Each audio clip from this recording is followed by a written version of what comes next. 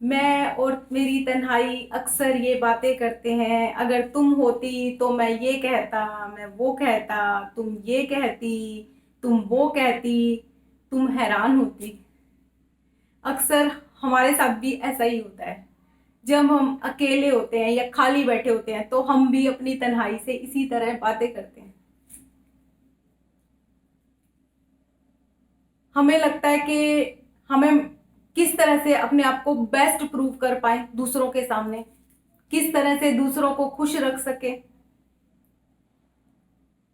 कभी हम दूसरों से खुद को कंपेयर करते हैं, कभी हम दूसरों को जज करते हैं, कभी हम खुद को ही क्रिटिसाइज करने लग जाते हैं।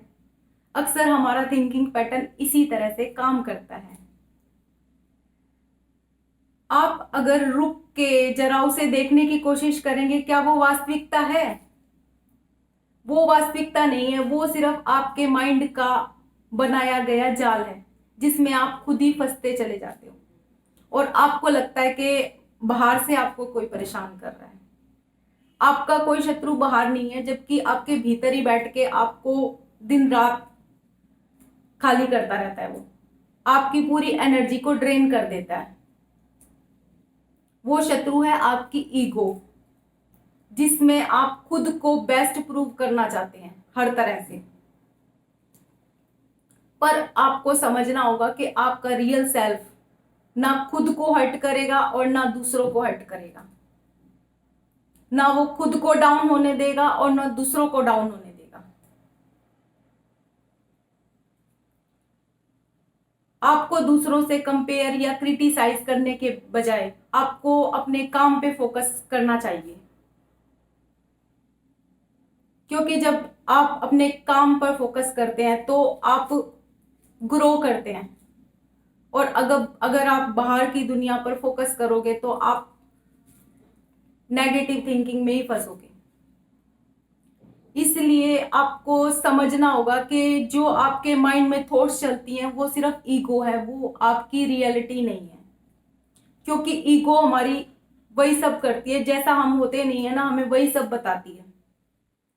तो अगर हमें कंट्रोल करना है तो अपनी ईगो को कंट्रोल करना है,